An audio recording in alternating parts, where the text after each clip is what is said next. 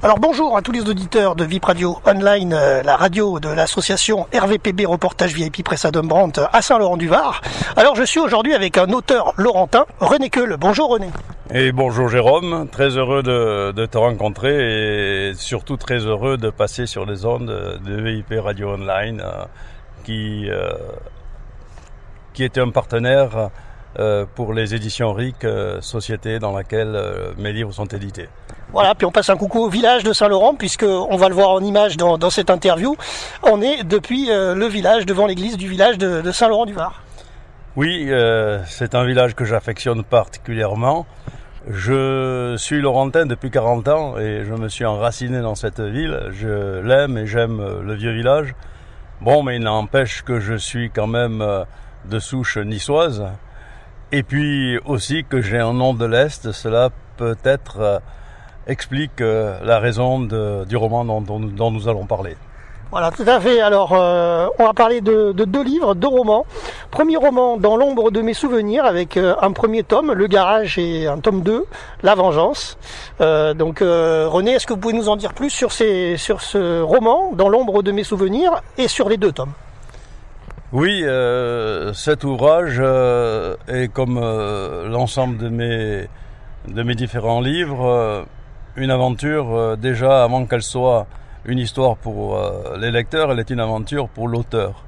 Je n'avais pas prévu ni d'écrire ce roman, ni de parler de l'Alsace et d'être sur un thème dont j'ignorais d'ailleurs pas mal d'éléments. C'est mon frère qui m'a soumis l'idée de faire parler dans un roman un Alsacien se remémorant sa vie. L'idée était intéressante, mais quoi écrire pour que ce que raconte cet homme le soit aussi pour les lecteurs? C'est ainsi que sont nés le personnage Bernard Kieffer et mon roman Dans l'ombre de mes souvenirs en 2 tomes. Je voulais dire que beaucoup de personnes, à l'automne de leur vie, sentent le besoin d'écrire leur mémoire, mais coucher sur le papier ce que l'on a dans la tête et dans le cœur n'est pas toujours facile, et Bernard Kieffer, le personnage principal, va être confronté à cette difficulté. Alors combien de temps pour écrire ces 2 tomes? Un peu plus d'un an d'écriture à raison de 4 à 5 heures par jour. Ah ouais, quand même. Parce que aussi, dans tous mes ouvrages, j'essaye de mêler l'imaginaire de l'auteur à des faits réels. Donc il y a un gros travail de documentation, quel que soit l'ouvrage que j'écris, que ce soit une saga, que ce soit un polar, que ce soit un roman traditionnel. Je base toujours mon histoire sur des faits réels, sur un environnement existant, et pour que si des autochtones lisent mon ouvrage, ils ne soient pas dépaysés. D'accord. Et ensuite, donc, un deuxième livre qui est sorti là dernièrement, Onde de choc, état d'âme d'un écrivain confiné. Alors, ça a un rapport avec le confinement, peut-être? Oui, ça je le développerai tout à l'heure. C'est un ouvrage qui est arrivé à la demande des lecteurs. Et je vais t'expliquer dans un petit moment comment les choses se sont passées.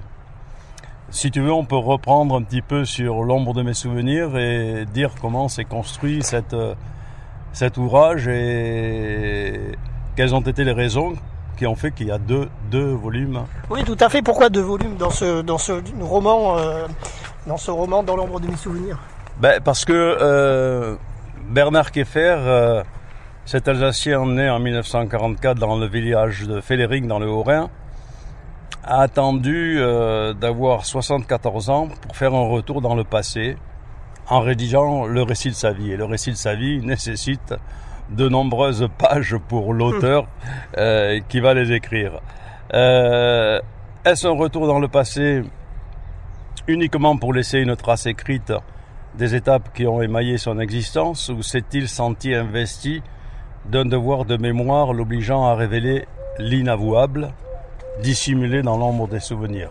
Là est la question. Eh oui. Alors, le premier tome, lorsque cet homme se lance dans la rédaction de ses mémoires, ce premier tome lui a paru assez facile à écrire. Pourtant, dans sa vie, il a été garagiste et en fait, il n'a rédigé que des factures. Il n'a jamais écrit de mémoire ni de roman. Mais en travaillant, cette première partie de vie a été le miroir de sa jeunesse, et l'exercice lui a paru finalement moins difficile qu'il ne l'appréhendait. Un souvenir en a fait renaître un autre. Ses émotions l'ont conduit du rire aux larmes. Mais il était quand même sous l'emprise d'une inquiétude persistante, car il savait que s'il allait continuer à écrire ses mémoires, la suite ne serait pas aussi facile et aussi agréable à écrire. D'accord. Et concernant le tome 2 donc, de votre roman Dans l'ombre de mes souvenirs? Alors dans le tome 2, on change, je dirais, tout à fait d'ambiance, parce que le tome 1, justement, ça a été l'histoire d'une jeunesse. Et la jeunesse, qu'est-ce que c'est sinon la découverte de la vie, la découverte de l'enseignement, quelquefois de la morale, de la religion, et puis pour un garçon, la découverte des filles, bon, tous ces mondes inconnus. Donc ça a été assez facile, mais dans le tome 2, Bernard Kieffer va être confronté à un véritable challenge, car il doit aborder certains moments difficiles de sa vie, dont lui seul d'ailleurs a connaissance.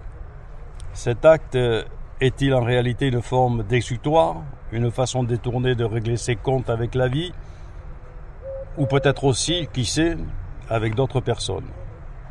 Pourtant, il est convaincu que le passé d'un homme, c'est son histoire personnelle, et que lorsque le besoin d'en faire le bilan se fait ressentir, il faut oser le vivre au présent. Bernard Kieffer ira-t-il jusqu'au bout de sa confession? Là est toute l'intrigue du deuxième volume, qui lui s'appelle Vengeance, et qui fait générer une intrigue, je dirais, étonnante. On était parti tout doux dans un premier tome, et on se rapproche presque d'une intrigue policière dans le second tome. Alors on peut dire tout simplement sur l'aventure que vit cet homme en écrivant, que ça se rapproche de l'adage qui dit qu'en se révélant, un homme peut effacer ses rêves, mais qu'il peut aussi anéantir ceux des autres en les confrontant à la dure réalité. Alors Bernard Kieffer se contentera-t-il de revivre certains événements dans sa tête et dans son cœur, ou prendra-t-il le risque de s'affranchir d'un passé douloureux par le biais de l'écriture? Et surtout, s'il le fait, que fera-t-il de ses mémoires? Là est la question, et un peu l'énigme. À découvrir. À découvrir par les lecteurs qui découvriront la solution et la raison de l'écriture de ces deux tomes dans les toutes dernières pages. D'accord. Alors merci René donc pour ces explications concernant donc votre livre Dans l'ombre de mes souvenirs, tome 1 Le Garage et tome 2 La Vengeance, donc à découvrir aux éditions RIC. On donnera après l'adresse pour se procurer le livre sans problème sur le site des éditions RIC.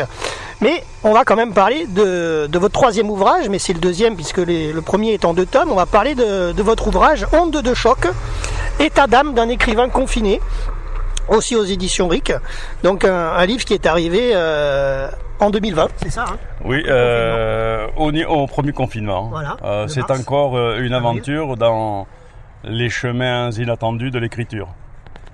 En pleine crise pandémique qui se déclenchait, je me suis demandé ce que pouvait bien écrire un écrivain pour se singulariser des autres romanciers, en réagissant dans l'instant, au moment où les gens avaient le plus besoin d'un soutien moral quotidien. Durant cette tragique période que nous traversions, et que malheureusement nous traversons encore, toujours, ouais. Je n'ai pas voulu céder à la tentation et à la facilité d'écrire un roman ayant pour sujet uniquement la pandémie. Je savais très bien que beaucoup d'autres auteurs, sous des formes différentes, y trouveraient aussi de façon légitime matière à réflexion. Les épidémies et l'écriture génèrent très souvent une inspiration contagieuse. Donc, j'ai pris un peu le contre-pied. Il m'est venu l'idée de publier fréquemment sur les réseaux sociaux, tout en restant dans le contexte de la pandémie, des textes abordant chaque fois un thème différent. Pour ce faire, j'ai adopté un mode d'expression mêlant poésie, philosophie et parfois un aspect littéraire plus appuyé. Néanmoins, si le caractère anxiogène et la peur de l'inconnu sont bien présents dans cet ouvrage, la dérision et le sourire ne manquent pas d'y être aussi.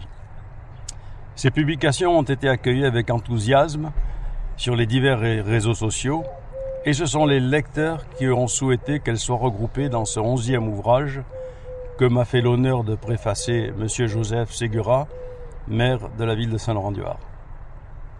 Donc c'est encore une aventure extraordinaire puisque les lecteurs, dès que le livre est sorti, sont restés dans leur volonté d'en disposer et beaucoup d'ouvrages sont déjà entre leurs mains.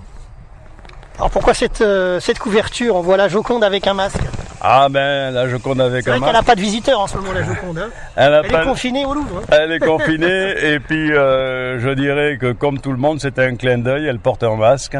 C'était peut-être aussi pour inciter les gens qui n'étaient pas convaincus que c'était nécessaire de le porter aussi. Alors justement René, merci d'avoir un petit peu expliqué vos deux ouvrages en trois livres.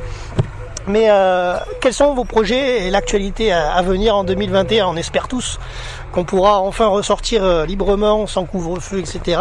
dans l'année et peut-être du coup reprendre tout ce qui est salon littéraire. Je ne sais pas, quel est votre projet? Quels sont vos projets il faut espérer que les choses aillent mieux et puis qu'on retrouve la convivialité des salons du livre et des dédicaces en librairie, en point de vente, parce que rien ne remplace le contact avec ses lecteurs. Il y a des échanges qui sont très très intéressants et pour l'instant ce n'est pas le cas puisque tous les salons sont ont été annulés en 2020, quasiment tous, et je crois que pour 2021 c'est assez mal parti.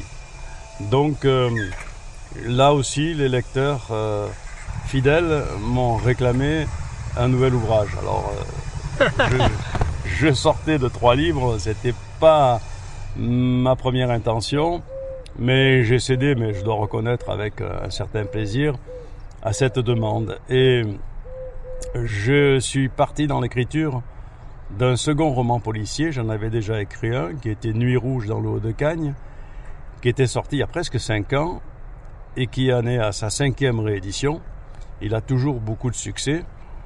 Et un certain nombre de lecteurs m'ont dit quand est-ce que vous nous refaites une enquête policière menée par ce couple un peu bizarre et extraordinaire qui dirige l'enquête de Nuit rouge dans le Haut-de-Cagne, une substitut du procureur de la République, jeune et jolie fille, et très procédurière, et un commissaire divisionnaire de la police judiciaire un peu déjanté. On apprend en lisant le premier roman qu'il a des raisons de l'être. Et donc, je suis reparti dans l'écriture d'un second roman policier qui, cette fois-ci, ne se passera pas à Cagnes-sur-Mer. Il se passera à Grasse, dans le domaine du parfum. Et je pense que ce sera encore une intrigue assez étonnante pour ceux qui se plongeront dans cette histoire. D'accord. À découvrir donc prochainement quand il sortira. Alors je tiens au passage à faire un clin d'œil au directeur des éditions RIC, Patrick Lecointe, dans lequel 12 de mes ouvrages sont publiés, parce que aux éditions RIC, les auteurs sont très bien accompagnés, très bien conseillés, et Patrick est devenu un ami et je suis très content d'avoir croisé son chemin. Alors, on va rappeler les coordonnées. Donc, les coordonnées pour vous contacter, René, je crois que vous avez un Facebook, hein, on peut vous retrouver, René Coll. Oui, on peut me contacter sur mon Facebook, et sur mon Facebook, il y a mes contacts téléphoniques et mon email aussi. Et pour se procurer les livres, on peut directement aller sur le site des éditions RIC, www.édition-ric.fr. Je sais que le site est tout récent, dernièrement. Là, il est sorti à la fin de l'année 2020.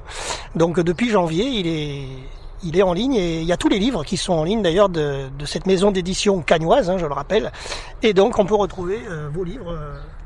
Oui. Maintenant ils sont assez nombreux, j'en suis ravi.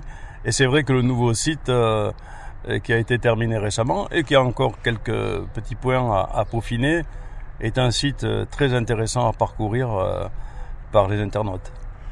Et oui, en attendant, on se retrouve sur le digital, voilà, sur le numérique. Et puis je passe un coucou également à tout le comité de sauvegarde du vieux village avec qui nous sommes partenaires à Saint-Laurent-du-Var. Et on va donc donner cette interview que nous enregistrons aujourd'hui en podcast. On la soumettra pour le salon du livre virtuel de Saint-Laurent-du-Var 2020. Oui, comme je le disais au début de cet entretien, je suis très attaché à Saint-Laurent-du-Var en général et à notre vieux village en particulier. Et je suis bien entendu adhérent à l'association de sauvegarde du vieux village, dont le président est un homme fantastique. Et son équipe aussi, qui se dévoue, j'allais dire presque jour et nuit, pour faire vivre l'âme du vieux village et pour animer notre ville de façon très très ludique. Merci Philippe Porteron et merci à vous tous ceux qui constituaient son équipe. Voilà. Puis là, on entend, c'est le gong de l'église qui vient de tomber. Et en tout cas, on espère se retrouver prochainement autour d'un pain bagna ou d'un prochain... Le dernier mot aussi sera adressé à Joseph Ségura, maire de Saint-Laurent-du-Var, qui, en dehors d'être maire, est un ami personnel de longue date et qui fait un travail remarquable pour notre cité. Et je tiens à le dire publiquement. Merci René pour toutes ces informations et pour vos ouvrages. Et puis en tous les cas, à bientôt. À très bientôt j'espère et merci Jérôme. Voilà, RVPB, vipradio9.fr. À bientôt pour de prochains reportages.